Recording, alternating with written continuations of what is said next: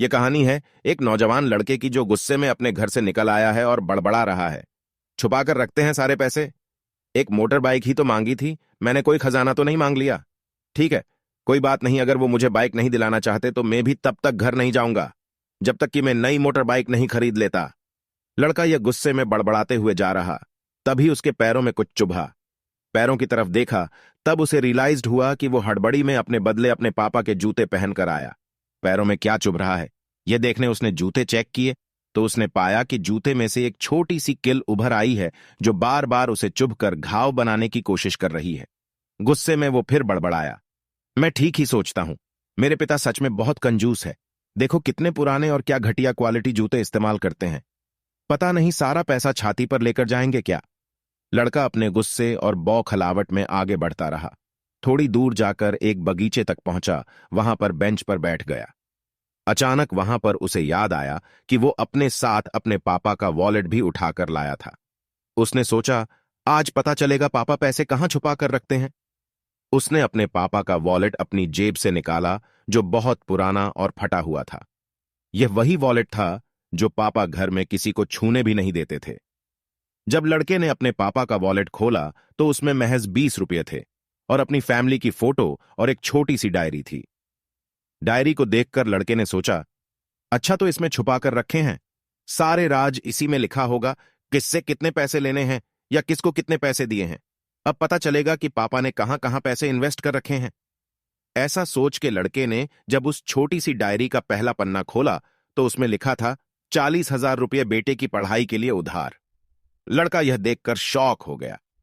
उसने फिर दूसरा पन्ना खोला जिसमें लिखा था 50,000 रुपये उधार नया लैपटॉप बेटे के लिए। यह वही लैपटॉप था जो पापा ने 2 साल पहले ही अपने बेटे को दिया था क्योंकि वह कॉलेज जाने लगा था। लड़के को अब पता चला कि वह जो भी चीजें पापा से डिमांड करता तो पापा कहां से पैसे लाते थे। डायरी के इन 2 पन्नों ने ही लड़के का गुस्सा पूरी तरह शांत कर दिया और उसके मन को पश्चाताप से भर दिया। लड़का एक एक करके डायरी के पन्ने पलटता रहा और उसकी आंखों में आंसुओं की धार बहने लगी जो हर पन्ना पलटने के बाद बढ़ती ही गई। उसे पता चलता गया कि पापा ने अपनी फैमिली की जरूरतों को पूरा करने के लिए किस किस से कितना उधार लिया है। पन्ना पलटते पलटते लड़का पिछले दिन की डेट तक पहुंचा। पिछले दिन की तारीख वाले पन्ने पर लिखा था 50,000 रुपए बेटे की बाइक के लिए। इस पन्ने को पढ़ते ही बेटे को लगने लगा कि वो इस दुनिया का सबसे खराब बेटा है। लड़के ने जब डायरी का आखिरी पन्ना खोला तो उसमें लिखा था, अच्छे जूते खरीदने हैं। हालांकि यह लाइन बेटे को समझ में नहीं आई, लेकिन वह अब जल्द से जल्द अपने बाप को मिलना चाहता था, इसलिए वह बेंच से उठा और अपने घर की ओर तेजी से चलने लगा। बगीचे के थोड़ा आगे रास्ते में पानी गिरा हुआ था जिस पर चलने के बाद लड़के को अपने पैरों में ठंडक महसूस हुई। उसने अपने पैरों से जूते उतार कर देखें तो दोनों जूते नीचे तल से फटे हुए थे जिनसे पानी रिस कर पैरों तक आ रहा था। जूते में निकली किल भी लड़के के पैर में जख्म बनाने में कामयाब हो गई थी। अब बेटे को मां की वह बातें याद आई जब मां पापा से कहा करती थी, अब तो नए जूते ले लो, कितने पुराने हो गए हैं। और पापा यह कहकर टाल दिया करते थे, अभी तो लिए हैं, कुछ साल और चल जाएंगे। बेटे ने दोनों जूते उतार कर फेंक दिए और फूट फूट कर रोने लगा। लड़का बड़ी तेजी से अपने घर की तरफ दौड़ा, न जाने उसमें इतनी ताकत कहां सा आ गई कि रास्ता बहुत लंबा होने के बावजूद वह थोड़ा भी नहीं थका और सीधे अपने घर ही जाकर रुका। घर जाकर उसे पता चला कि पापा घर नहीं है, मगर उसे पता था कि पापा कहां मिलेंगे। वह तुरंत नजदीक के बाइक डीलर के शोरूम पर गया जहां पर उसका बाप उसके लिए नई गाड़ी खरीद रहा था।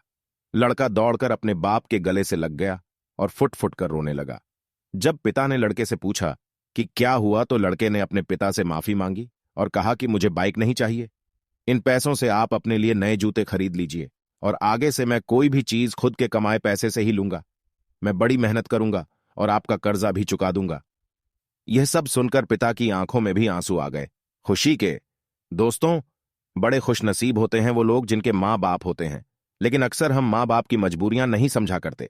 आशा करता हूं यह कहानी जानने के बाद आप लोग माँ बाप द्वारा इनकार की गई बातों की गहराई को समझने की कोशिश करोगे।